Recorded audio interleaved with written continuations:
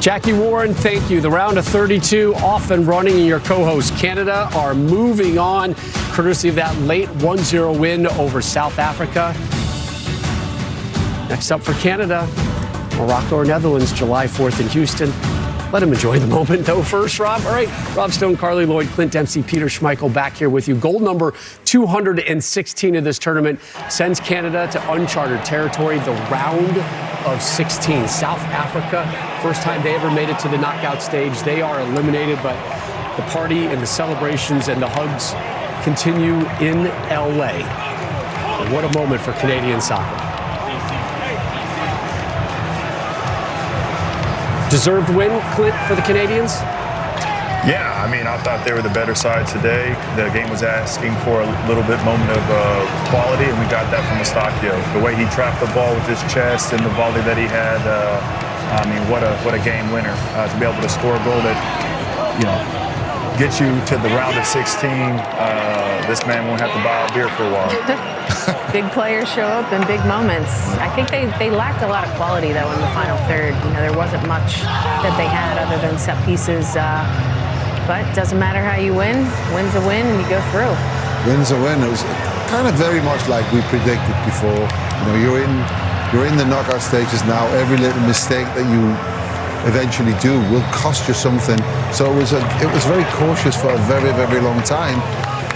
And you actually think that was going to go into extra time, but you were wanting it to go into extra time. I wanted it to go in. I wanted the drama. I like the drama. I wanted it to go to penalties and the whole shenanigan. But I know only because there was so little between the two teams. I don't think that Canada was so much better than South Africa. I think it was very sort of even. But I feel for South Africa. That's a horrible way to lead the tournament. But well done to Canada.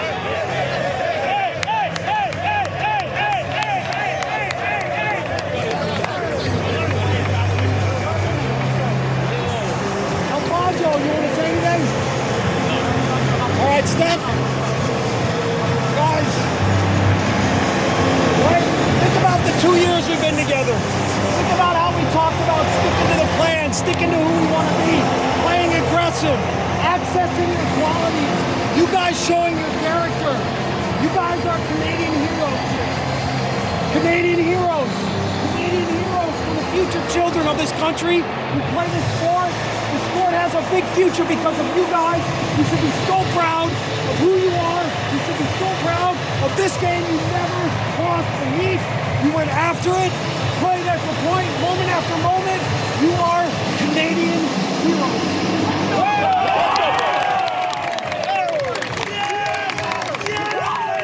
Well done, Jesse Marsh, the American head coach for Canada. A lot of Canadian heroes there on the field, according to him. Next up for them, the winner of Netherlands, Morocco in Houston on July 4th. A memorable tournament for South Africa as well, but it's Canada that moves on. Only 3 nations from the CONCACAF region advanced to the round of 32. It was all 3 co-hosts, Canada, Mexico, and the U.S., and the Maple Leafs already on to the round of 16, breaking all kinds of World Cup records for that nation this summer. So, until second half stoppage time, the man who plays his club ball just up the street for LAFC, Eustaquio, the game winner. Jesse Marsh, the game-winning reactions. Canada live to play again, even though they're not back home in Canada. But here is the reaction back home in Toronto, Ontario.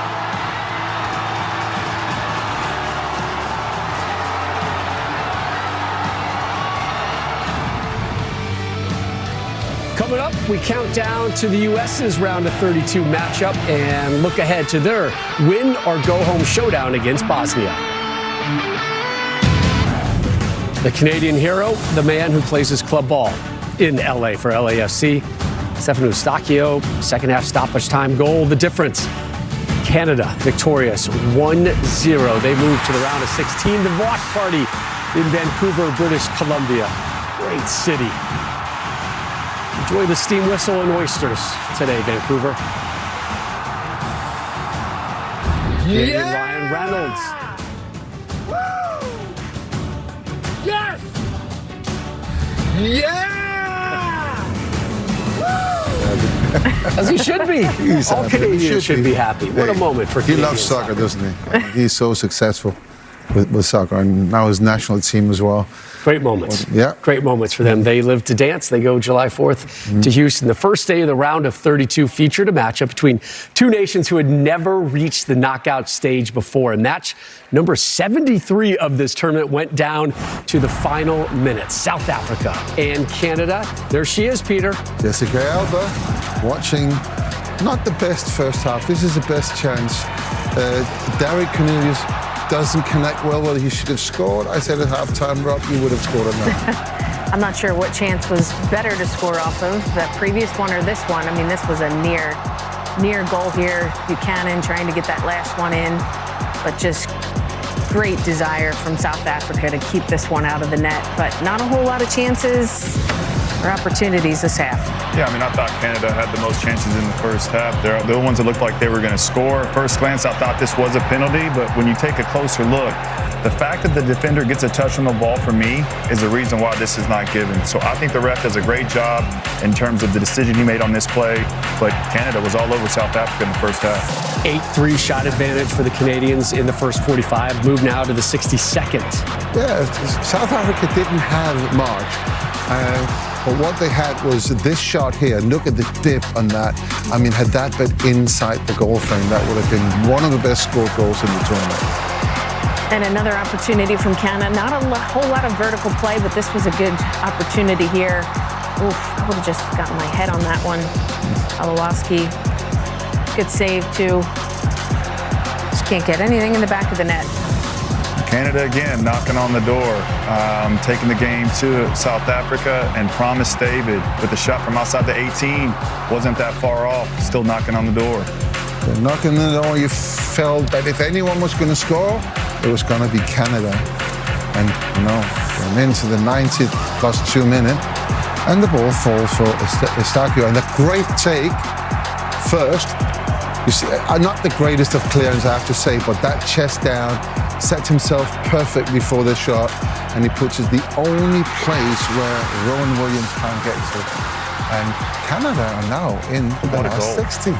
Well done, Canada. That goal, the 216th of this tournament.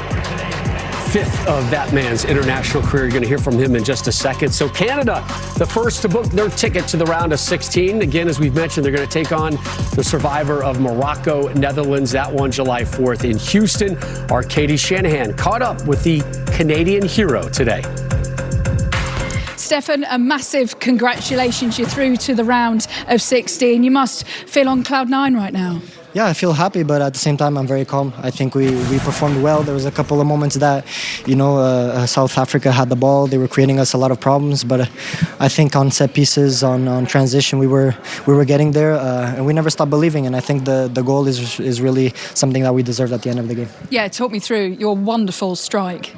I had a good touch, and then I say every time to these guys, when we shoot, we have to give everything we have, like our life depends on it. And I think that's what I did. I felt that everybody shot that ball with me, so I'm very happy that it went to the back of the net. This is a moment of history for Canada. Just put into words how significant this is in the history books. Yeah, I think we're the first to ever do it. At the same time, I think the team inside is very calm. We try to make Morocco and Netherlands, see our game and feel that if they go through, they're gonna get the hardest team that they're gonna face in this World Cup. And I think we did a very good job. So yeah, it's gonna be an amazing game next week. Well, best of luck. Thank you. Well done. Thank you. So Canada earns their second win of this tournament. Peter, in your eyes, where were they better on the field than South Africa? I think South Africa set out not to concede a goal and then see if they can get something on the break, and then, if possible, seeing themselves as favourites if it went into eventually a penalty shootout. I think Canada, they had more intent. We were a little bit surprised about Jess's lineup, to be fair. There's a few players left out we thought they would score. But modern day coaching is when they put their teams out, they don't necessarily think about the beginning only. They also think about how can I finish the game. And with 15 minutes to go, I mean, the player that we've all been waiting for Alphonse Davies came on, I won't say that he made a big impact, but when a player like that comes on, it does change the dynamics of the game, and it did. And I thought Canada, towards the last 15 minutes, were a much better team than South Africa. Alphonso Davies, the 1,000th player to appear in this World Cup, played 15 minutes. Clint, 27 touches, 0 shots. Again, this was his first activity since May 6th.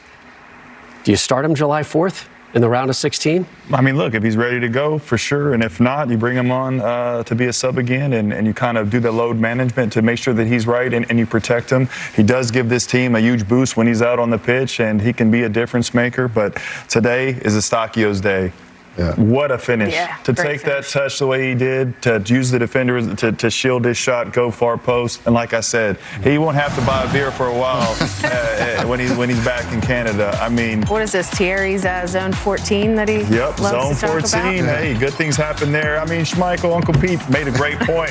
You don't want to head the ball back to the middle. Uncle or Grandpa? Hey, he's Uncle Pete. He's cool. He's the cool uncle. You don't want to head it back to the center of the box. You want to get it out of the way. But hey, what a great take that he did and great finish. But also, I don't want to take anything away from Bafana. The character that they showed to get out of the group, and really the whole continent of Africa. I thought they really performed well in this World Cup. Yeah, and I think the questionable lineup choices, why was Larin not starting? I think my player to watch, Tejan Buchanan, again, just didn't get himself into the game, didn't look too confident on the ball, was just kind of getting it and giving it, not going 1v1. He's a player that plays out wide there that should be taking players on one-on-one and serving crosses in the box. But I still think Canada, they need to be a lot better in order to go into this It was next a little match. bit like Jesse Marsh. He already had his game plan. This is what I'm going to do. I'm going to make my substitutions, as we saw in the 60th minute, then in the 75th. And he already kind of pre-planned how he was going to do that. And sometimes when it's like that, you also have the message to the team is, today, guys, we don't want to give anything away. We don't want to make mistakes.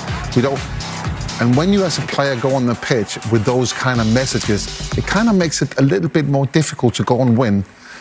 It looked a little bit too cautious in the beginning for me, but that was both coaches. And we said it, in the at the pre-match, we said that this is different to the group phase. This is where everything you do is positive and everything you do wrong is very, very costly. It was interesting listening to Jesse addressing the team on the field after the win. He did go to his two captains. Nobody wanted to say anything, and then the floor was left for Jesse to address the team.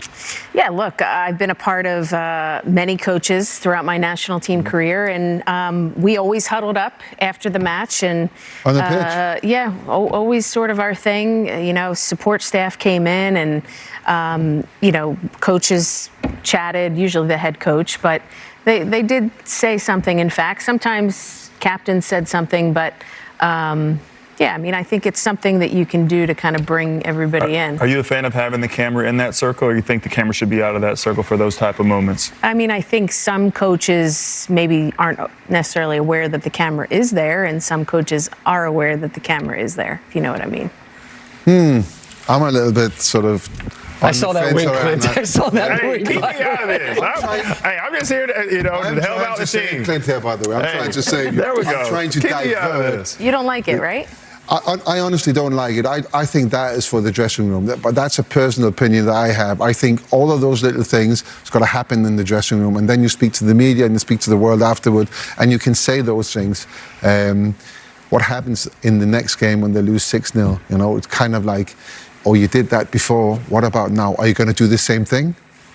I'm going to guess no. If it goes 6-0, but I don't think that's going to happen. Superior Player of the Match is sponsored by Michelob Ultra. Who else, right? Had to be Eustaquio, the lone goal. 5th of his career, his first World Cup goal, enough to see Canada through to the round of 16. Look at that celebration. Coming up, the U.S. getting ready for their round of 32 matchup as they hit the field next on Wednesday. They've got Bosnia and Herzegovina in the San Francisco Bay Area. We're going to talk starting lineups coming up after the break.